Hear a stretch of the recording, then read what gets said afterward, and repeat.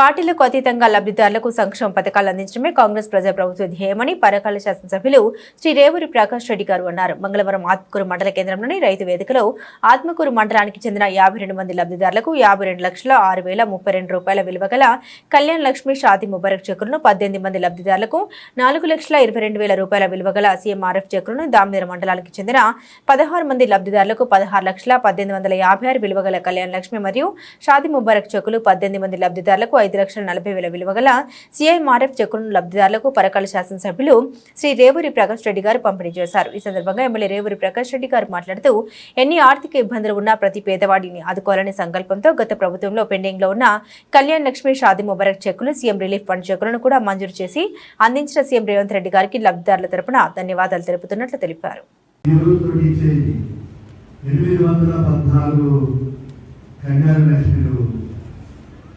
ఇన్ని కుటుంబాలకు ఇన్ని పేదలకు 814 నిజంగా ఎంతో సంతృప్తి. మళ్ళా ఇంకా పరకాల నడిపుడి కూడా ఇచ్చేది 200 నడిపుడి ఇస్తున్నాం. దాన్ని కూడా యూనివర్సిటీ కూడా 900 దాటిపోతాయి. ఇప్పుడు మళ్ళా మనకి ముహూర్తాలు వచ్చినాయంటే ఇది 1000 దాటే పరిస్థితి ఉన్నాయి. అదొక సంతృప్తి. దగ్గర 8,14,94,000 ఇప్పటి వరకు కళ్యాణ లక్ష్మికి ఇచ్చినాము. ముఖ్యమంత్రి సహాయ నిధికి సంబంధించి 609 మందికి మనం ఇస్తే 1,93,61,600 రూపాయలు ఇప్పటి వరకు మనం ఇవ్వాలి. కనుక ఈ యొక్క అవకాశాన్ని మీరు ఉపయోగించుకోవడమే కాకుండా మీ అందరికీ పరిచయం ఉన్న వాళ్ళు కూడా చెప్పండి, మీ దృష్టికి వస్తే చెప్పండి.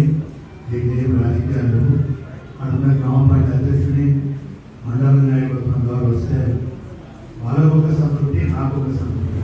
మన మధ్యలో మనం చేయగలిగిన మన ఒక సంతృప్తి అది మీ ద్వారానే పొందుతున్నాం. అంటే ఒక రకంగా మీరు మీ కృతజ్ఞత తెలియజేసుకోవాలి. మీరు మా కృతజ్ఞత తెలియడం కాదు.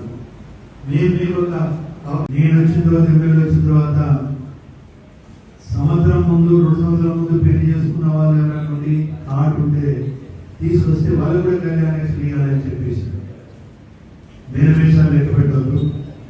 అదేవిధంగా మొన్నటి వరకు సీఎం రిలీఫ్ ఫండ్కు సంబంధించి కూడా 6 నెలల కింద అయినా సంవత్సరం కింద అయినా కూడా మీరు ఇవ్వండి ఇస్తాము అని చెప్పి చెప్పడం జరిగింది. ఎందుకంటే డైరెక్ట్గా ఒక శాసనసభ్యుడిగా ఒక కుటుంబానికి అది ఆరోగ్యశ్రీ కావచ్చు, కళ్యాణ లక్ష్మి కావచ్చు, ఒక డైరెక్ట్ నిధులు డబ్బులు ఇవ్వడం అనేది, చెక్ ఇవ్వడం అనేది ఉన్న అవకాశం ఇది. సరే వ్యక్తిగతంగా బెనిఫిషియర్స్ ఉంటారు, ప్రభుత్వ స్కీమ్స్ వస్తాయి, దానికి కొన్ని అప్పులు ఉంటాయి, కొన్ని సబ్సిడీలు ఉంటాయి, ఇవన్నీ ఉంటాయి. కానీ 100% ఇవి ఎంతో కొంత అనేది పూర్తి స్థాయిలో ఎవరు చేయలేదు.